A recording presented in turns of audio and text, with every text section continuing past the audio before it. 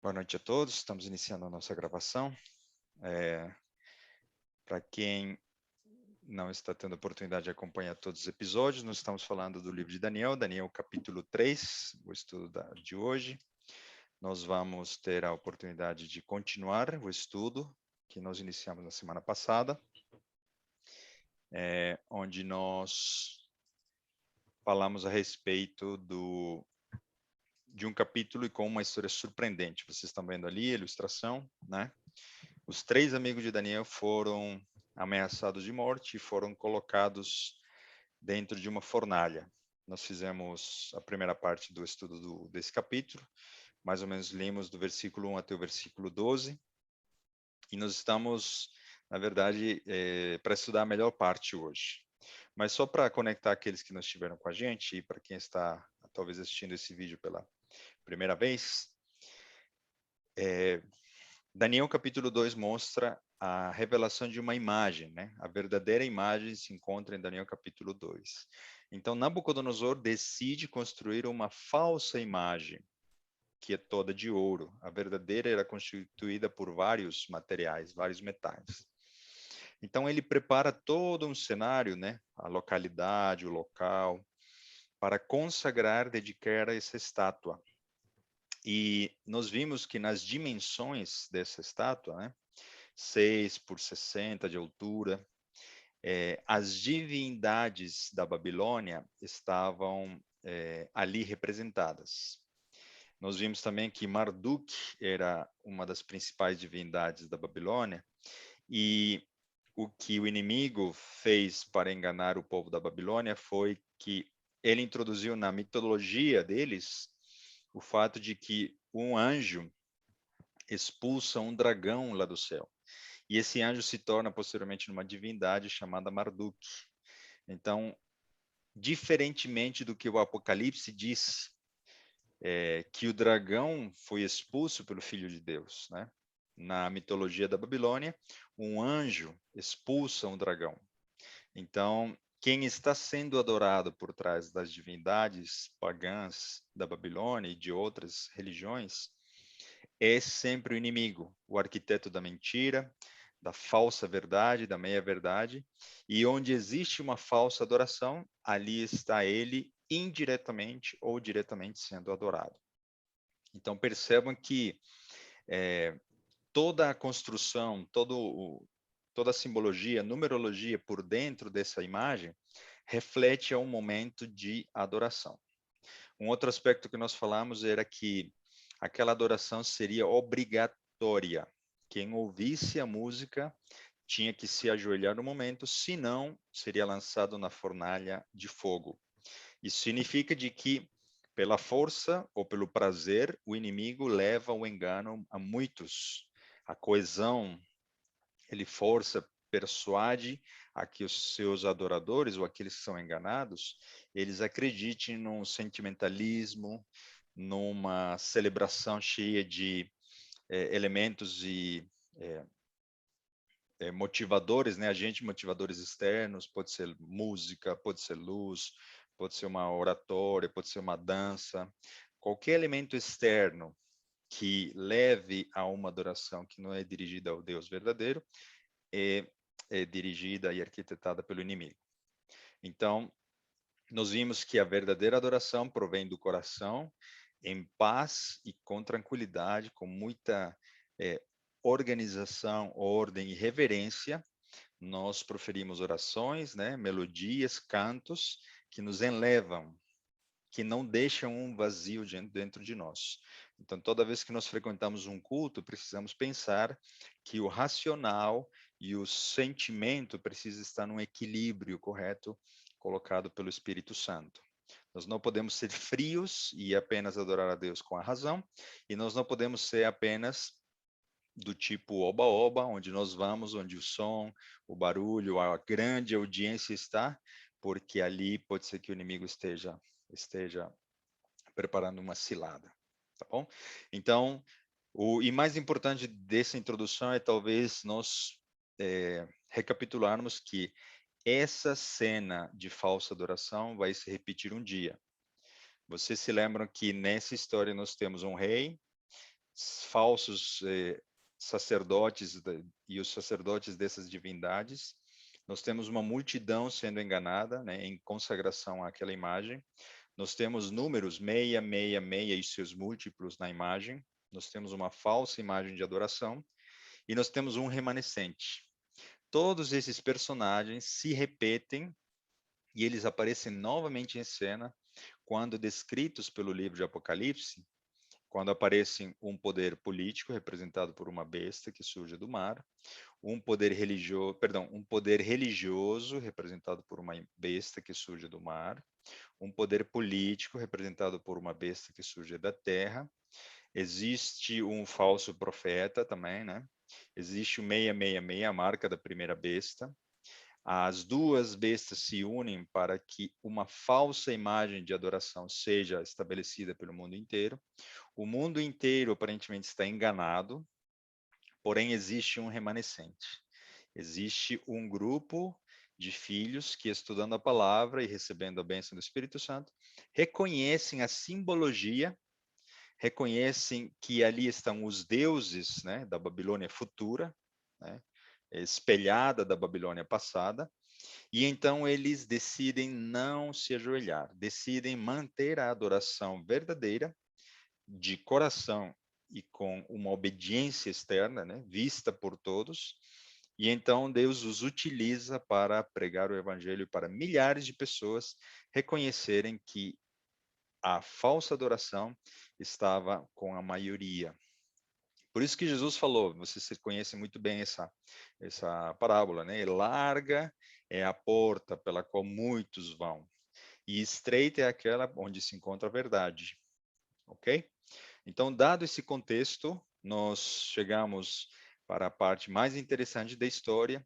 O que vai acontecer com esses jovens, sendo que eles decidiram não se inclinar diante da imagem? Então, no futuro, haverá um decreto de morte estabelecido pela união do poder religioso com o poder político, induzindo, obrigando as pessoas a uma falsa adoração. Eu vou dar uma dica muito oportuna agora. Nós não estamos estudando Apocalipse, nós não estamos estudando a marca da besta, o selo de Deus, mas eu já vou dar uma indicação de por onde se encontra o caminho da verdade. Quando essa união ilegítima entre a religião e a política acontecer, será definido um dia de falsa adoração. O dia verdadeiro define quem é o Criador de todas as coisas. E o dia falso é aquele que define quem foi aquele que mudou o dia que nos lembra a criação por um dia definido por essa autoridade religiosa. Tá bom? Então, essa é resumidamente a base de Daniel, que fornece uma grande oportunidade de entender um pouco melhor, e melhor, na verdade, Apocalipse capítulo 13, tá bom? Então, como a gente tinha falado, você pode pegar carona com Daniel para futuramente aprender Apocalipse e você estará muito bem, com uma base muito boa, tá bom? Então, nós, dada essa introdução, vamos agora para a Bíblia. Quem tem a Bíblia em suas mãos, nós já fizemos uma oração. Vamos para o versículo 13 e 14 do livro de Daniel, Daniel capítulo 3. Abra sua Bíblia, tá bom? Então, a Bíblia diz assim: Então Nabucodonosor, com ira e furor, mandou trazer a Sadraque, Mesaque e Abednego. E trouxeram estes homens perante o rei. Falou Nabucodonosor e lhes disse: É de propósito, ó Sadraque, Mesaque e Abednego, que vós não servis a meus deuses, nem adorais a estátua de ouro que levantei? Esta é novamente a prova de que Nabucodonosor sabia qual era a simbologia que estava inserida dentro da imagem. Os deuses da Babilônia estavam resumidos naquela uma única imagem de consagração, tá bom? Então, não era apenas um pedaço de metal de ouro, né, erguido. não era apenas um monumento, não era um memorial, era idolatria pura, na sua mais, né, pura essência. Então, quando no futuro alguém falar assim, mas por que você se nega a adorar, né, junto conosco, já que estamos unidos em paz, união, amor, pelo bem do mundo, do planeta, do clima, etc., nós teremos no nosso coração a resposta. Não é apenas isso que nos motiva a adorarmos a Deus. Existe todo um conjunto que configura uma falsa adoração, tá bom? Por isso que os filhos de Deus, e vocês estão sendo convidados a ter o discernimento das coisas do passado para que tenham clareza das coisas do futuro. Deus, vocês apenas relembrando a nossa série, Deus permite que o sofrimento atinja seus filhos, Daniel capítulo 1. Daniel capítulo 2, Deus prepara esses filhos para lhes conceder revelação do futuro. Eles adquirem dons espirituais para compartilhar com as outras pessoas. E então Deus os coloca diante de um desafio de morte. Não, Deus nunca nos coloca diante de um desafio, na verdade, uma oportunidade de testemunhar sem antes nos preparar. A grande questão é: será que eu estou permitindo que Deus me prepare para aquele dia onde eu possa ser uma testemunha de milhares de pessoas? Então, Nabucodonosor fez essa pergunta: por que vocês não adoram os meus deuses? Versículo 15. Agora, pois, se estáis prontos, quando ouvirdes o som da buzina, da flauta, da harpa, da sambuca, do saltério, da gaita de folhas e de toda espécie de música para vos postrardes e adorardes a estátua que fiz, bom é. Mas, se não a adorardes, sereis lançados na mesma hora dentro da fornalha de fogo ardente. E aí vem uma expressão muito desafiadora e muito arrogante de Nabucodonosor. Quem é o Deus que vos poderá livrar das minhas mãos? Vocês se lembram que em Daniel capítulo 1, Nabucodonosor é uma espécie de Deus que sustenta os seus súditos e os seus escravos? Aqui ele tem tudo na mão. Tem a cerimônia, tem a organização, tem os soldados que estão prontos para prender e tem a ordem dada para lançar na fornalha. Quem poderia livrar senão o Deus verdadeiro? Então, naquele momento, o centro, o assunto em questão, na sua essência, é: eles iam ou não iam adorar? É uma verdadeira adoração lutando contra a falsa adoração. No futuro será da mesma maneira. A quem você adora hoje? A quem você vai adorar quando as coisas, né, se polarizarem mais ainda e os grupos ficarem bem definidos? Então, muitas das vezes nós entendemos que a adoração é apenas uma questão que se define a um segundo mandamento, que se define a uma questão externa, que se define por uma questão de muito superficial. Mas a adoração envolve um estilo de vida completo, né? Vocês se lembram quando Paulo diz: quer comais ou bebais, né, ou qualquer coisa que vocês fizerem, que seja tudo para a honra e glória de Deus. Lembra-se que em Daniel capítulo 1, esses jovens decidiram adorar a Deus não se contaminando? É assim que eu adoro a Deus. Como que eu poderia adorar a Deus se eu uso drogas, se eu bebo, se eu sou viciado em pornografia, se eu sou viciado em crack ou qualquer outra coisa do tipo? Deus não se agrada quando eu faço mal ao meu próprio corpo. Então, a verdadeira adoração é completa, é resultado de uma transformação do, da mente e do coração. Então, por isso que muitos cristãos às vezes entendem e dizem de que não há problema, né? Abrir mão, o meu pastor vai entender, o irmão da igreja vai entender, eu tenho filhos, eu preciso sustentar a casa, então posso abrir mão de alguma situação que está na Bíblia, nos mandamentos de Deus. Muitas vezes nós adaptamos, né, a nossa cultura, o mandamento que define a verdadeira adoração e que se encontra na Bíblia. Então, e já adiantando um pouquinho do que aconteceu, vocês se lembram que quantas pessoas se ajoelharam diante daquela imagem? E triste, muito triste dizer de que todos menos 3. Então, todos poderiam ter raciocinado e dito, por exemplo, é só uma imagem, vamos nos ajoelhar 2 minutos, 5 minutos, não vai durar mais, é uma consagração, é uma cerimônia. Eu não quero perder meu emprego, eu não quero, né, perder o cargo X, Y que eu tenho de confiança com o rei Nabucodonosor.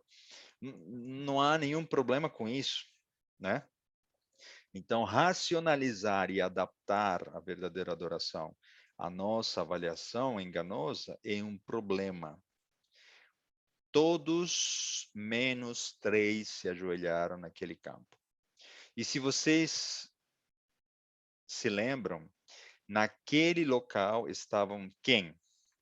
O rei de Israel, as autoridades de Israel, príncipes de Israel, estavam sacerdotes, provavelmente, de Israel, estava a elite de todos os povos que eram súditos da Babilônia. Se nós fizermos uma aplicação disso para os tempos futuros,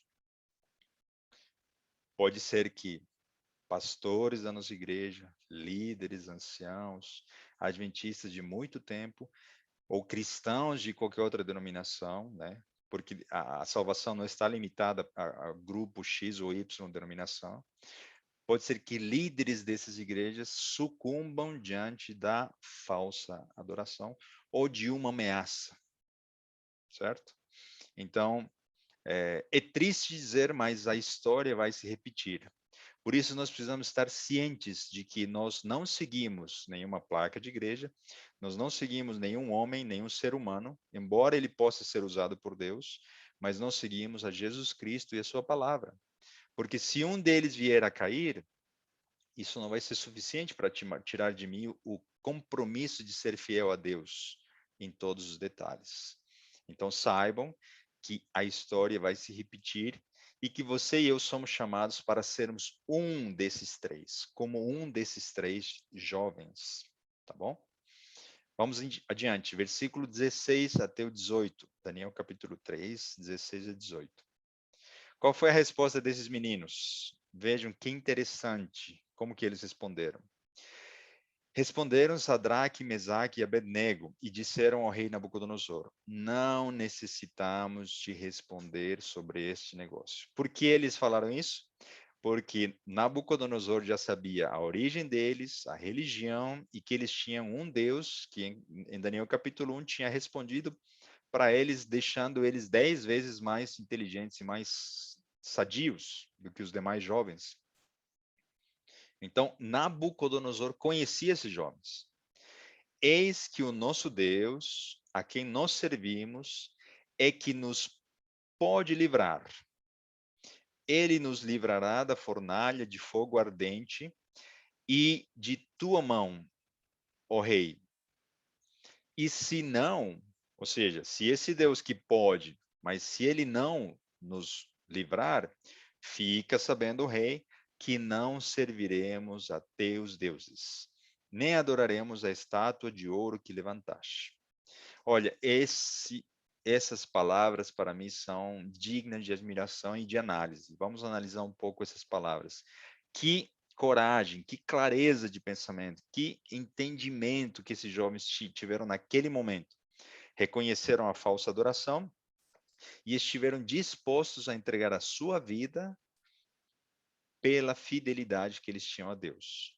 Eles não estavam tristes, não estavam desesperados, não estavam angustiados, eles sabiam que corriam risco de morte e eles responderam tranquilamente. Isso é um reflexo de Jesus no coração ou não? Futuramente, quem tiver paz no coração responderá tranquilamente ao desafio que Satanás e seus instrumentos, né, aqui na terra estão preparando.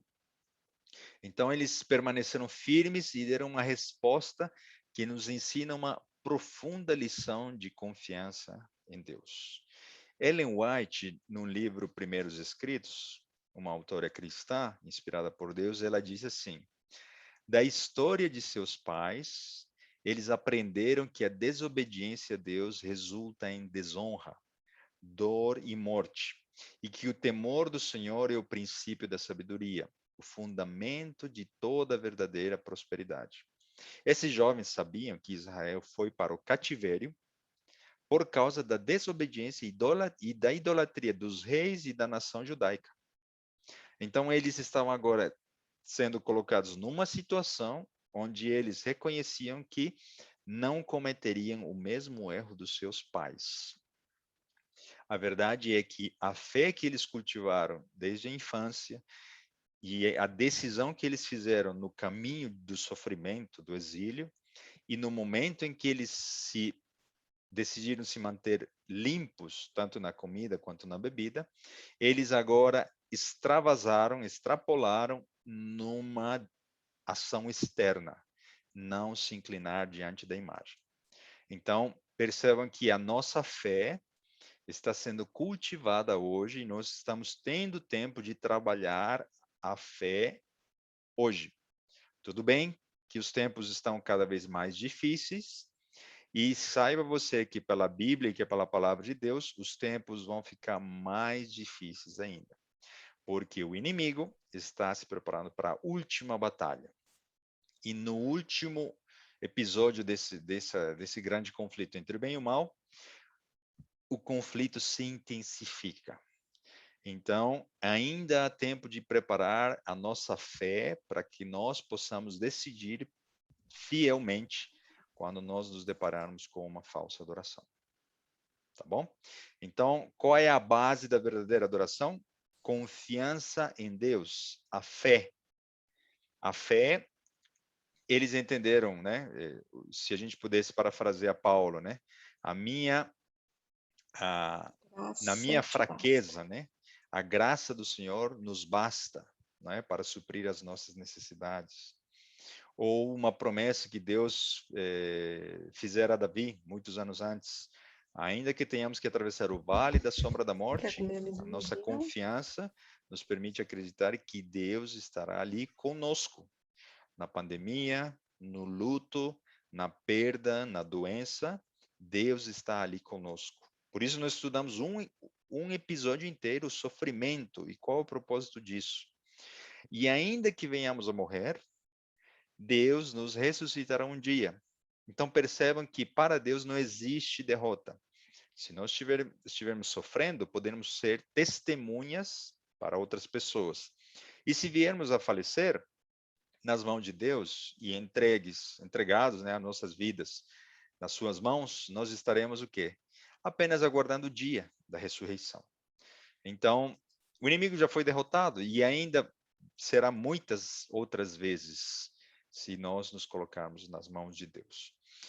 E uma coisa que me chama a atenção no caso da resposta desses três jovens é que existe uma diferença entre a verdadeira fé e o fideísmo, né? Fideísmo é você dizer, eu acredito em Deus, mas você não se relaciona com Ele. Você acredita em quanto Ele te abençoa, mas quando Ele não está te abençoando, você briga, se afasta dele. Fideísmo é talvez o que o próprio inimigo, né, tem na sua mente, porque ele sabe que Deus existe, ele acredita em Jesus e no seu poder.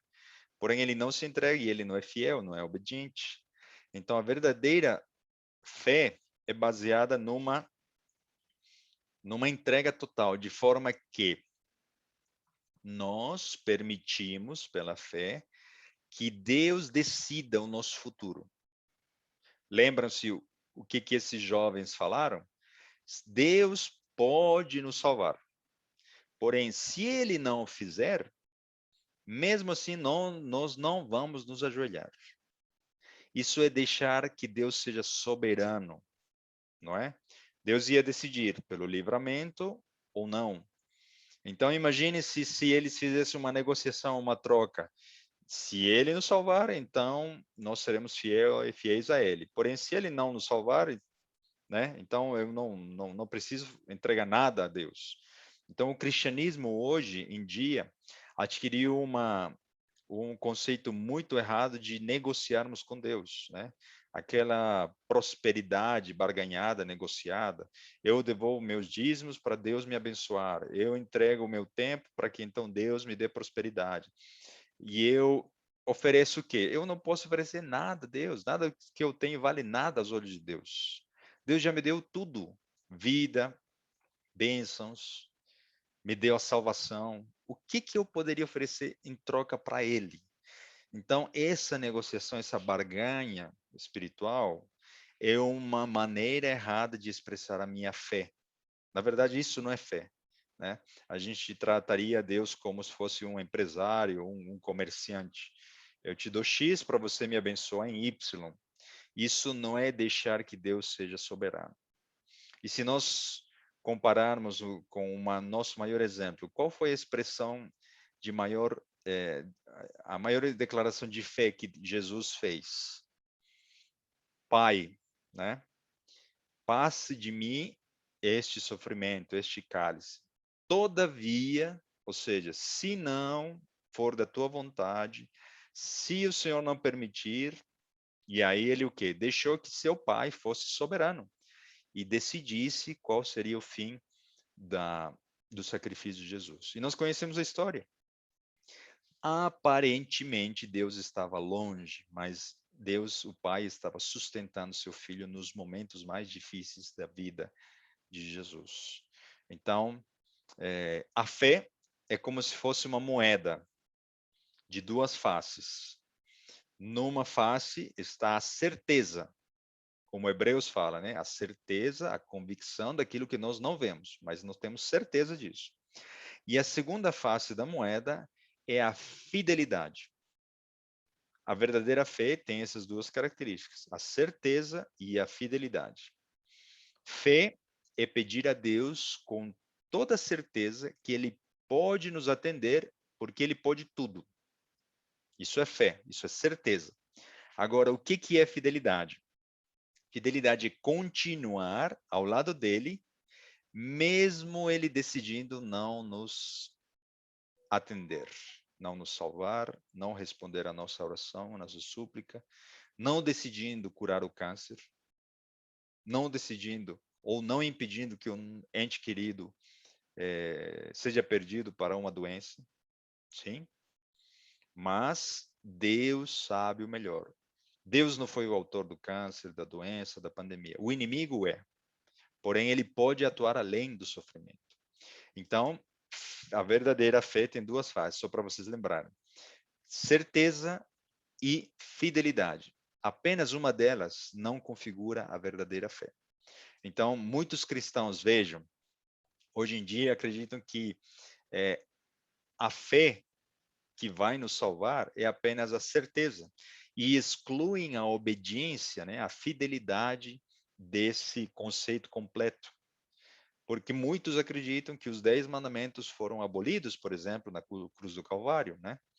E a gente perguntaria, mas como assim? Quer dizer que hoje eu posso adulterar, hoje eu posso matar, hoje eu posso mentir e ao mesmo tempo acreditar em Cristo como meu Salvador e permanecer perdoado e com paz no coração e à espera de receber o galardão? Não faz sentido. Deus nos propõe o quê? Filho, se você me ama, você guarda meus mandamentos. Estou parafraseando um texto que o próprio Jesus falou. Então, nós amamos a Deus, perdão, nós guardamos os mandamentos de Deus, não para nos salvar, e sim porque já acreditamos estarmos salvos, porque confiamos no seu perdão e na aceitação do sacrifício de Cristo. Então, a fidelidade é uma resposta do ser humano em liberdade. Perceberam que esses três jovens não tinham música, não tinham nada, porém eles tinham uma tranquilidade, uma paz no coração para responderem da melhor maneira. Todos os outros estavam coagidos. Os únicos que responderam em liberdade foram esses três jovens.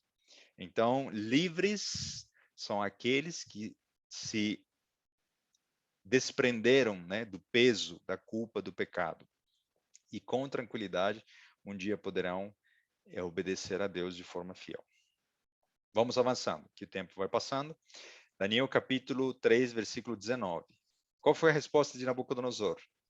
Então Nabucodonosor se encheu de furor e mudou-se o aspecto do seu semblante contra Sadraque, Mesaque e Abednego. Falou e ordenou que a fornalha se aquecesse 7 vezes mais do que se acostumava aquecer. E ordenou aos homens mais poderosos que estavam no seu exército que atassem Sadraque, Mesaque e Abednego. Vocês se lembram dessa cena? É um déjà vu, né? Isso já foi visto em Daniel capítulo 2. Quando ninguém falou a interpretação do sonho, como que ele ficou? Irado, gritou, esbravejou. Lembram-se da parábola da carroça vazia? Quanto mais vazios estamos de Deus e mais cheios de orgulho, mais barulho nós fazemos. Ele estava vazio, longe de Deus, cheio de orgulho, então ele esbravejou, entrou em furor, perdeu o controle. Totalmente oposta à atitude desses 3 jovens, não é? Então, ali ele teve que cumprir as suas ameaças, versículo 21 até 23. Então estes homens foram atados, vestidos com as suas capas, suas túnicas e seus chapéus, e demais roupas, e foram lançados dentro da fornalha de fogo ardente.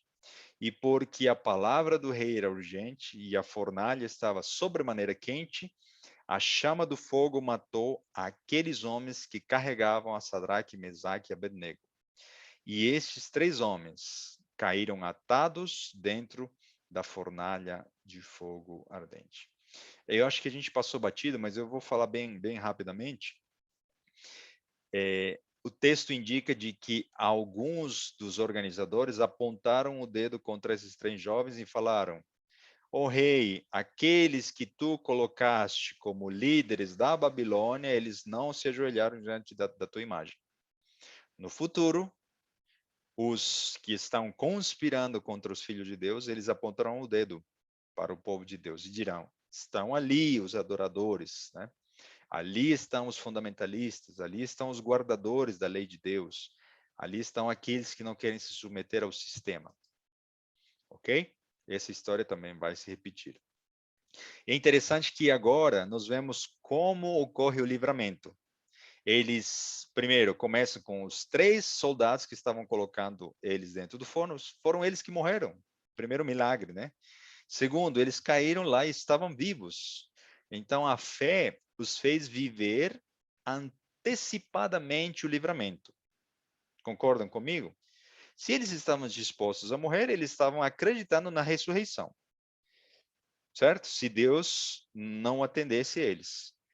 Agora, como eles começaram a ver que Deus estava atendendo, eles já estavam falando assim: estamos caminhando no meio do fogo. Então, a salvação em Cristo está garantida, com uma aparente derrota aos nossos olhos ou com uma vitória contundente também aos nossos olhos. Percebam que o milagre que aconteceu foi exatamente nas ligaduras, né, que o homem fizera naquele momento. Apenas as cordas que amarravam as mãos desses jovens se queimaram, não é? Versículo 24. Qual foi a resposta de Nabucodonosor? Isso é muito interessante também. Então o rei Nabucodonosor se espantou e se levantou depressa e falou, dizendo aos seus conselheiros: não lançamos nós dentro do fogo 3 homens atados? Responderam e disseram ao rei: é verdade, o rei. Como que ele estava lá? Espantado. Ele se levantou. Lembra-se que ele teve a mesma atitude em Daniel 2? Novamente ele repete a mesma cena. Versículo 25. Respondeu dizendo: eu, porém, vejo 4 homens soltos que andam passeando dentro do fogo, sem sofrer nenhum dano, e o aspecto do quarto é semelhante ao Filho de Deus. Eu retomo aqui uma história em paralelo, que é a conversão dos filhos de Deus que ainda não conhecem a verdade.